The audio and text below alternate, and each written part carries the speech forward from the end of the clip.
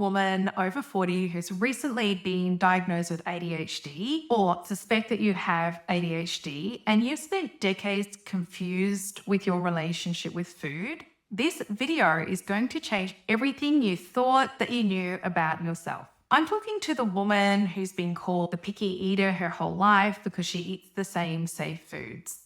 The woman who forgets to eat when she's focused and busy and then binges later on that night. The woman who stands paralyzed in grocery stores, feeling overwhelmed by all the choices. And the woman who's tried every single diet, every wellness trend, wondering why nothing seems to work for her brain. What I'm about to share isn't another eating strategy. It's the missing piece that explains why relationship with food has felt so complicated for so long. I'm Georgie Beams, a psychologist and coach with over 15 years experience, only working with women in the area of eating and weight. I've helped thousands of women around the world using evidence-based tools to quieten the food noise and restore calm and control. And today I have my ADHD eating coach hat on. So first, let me say this. You are not broken. You are not lacking willpower, and you are definitely not alone.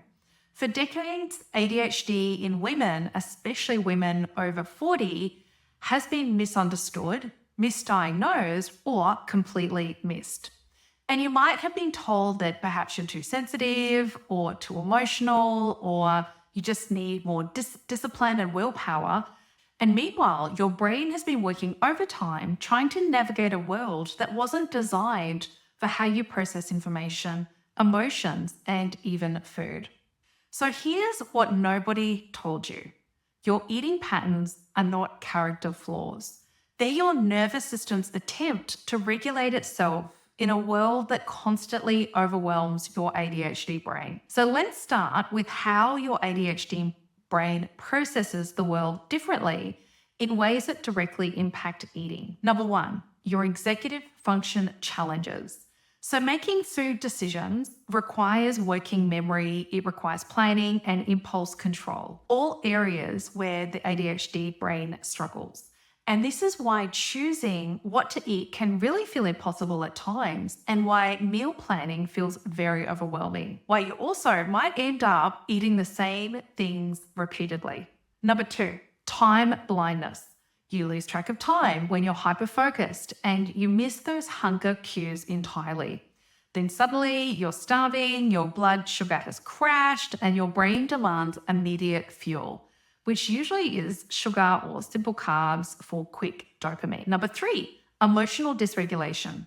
ADHD brains feel emotions more intensely and have difficulty returning to baseline. So food becomes a really effective tool for emotional regulation because it's always available and it provides immediate relief. Number four, dopamine seeking.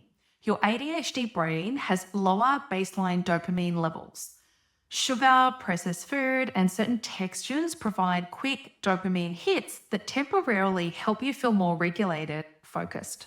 So here's the crucial part. When your nervous system is dysregulated, your relationship with food becomes dysregulated too. It's not a coincidence, it's biology. So let's now take a look at what is happening in your nervous system. So at the top of the ladder, we have our safe connected pathway. This is where we are honoring our hunger signals.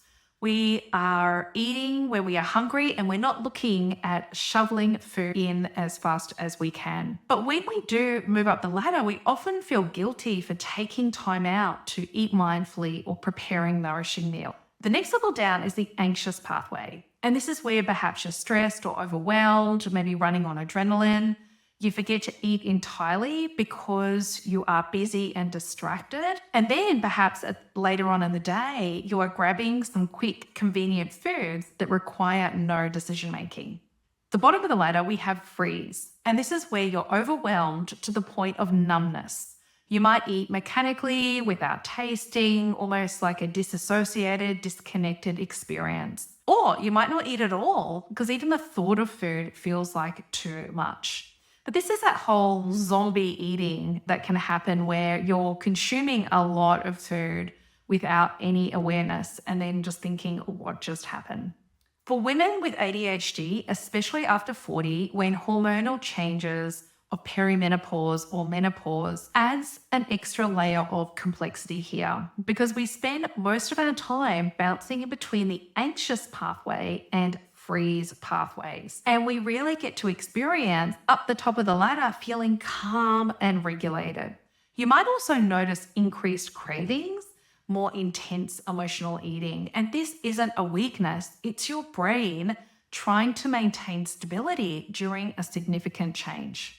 But the unfortunate part is that you've been taught to shame yourself for these eating patterns instead of understanding them as our nervous system's attempt to survive and regulate. And for decades, you've probably been told that your eating patterns are about a lack of discipline or perhaps even character flaws. And you might have internalized some shame about needing some safe foods or forgetting to eat or about eating when you're overwhelmed. And this shame causes additional nervous system dysregulation. So now you're not just dealing with your ADHD and eating challenges, but you're dealing with the stress of believing that you're fundamentally flawed. And this shame can also keep you stuck in cycles of restriction and reactivity. You try to control your eating through willpower, which activates that anxious pathway, which makes that regulated eating in the safe, connected pathway at the top even harder. It's time to break this cycle. Your eating patterns make perfect neurological sense. They're not character flaws, they are simply survival strategies.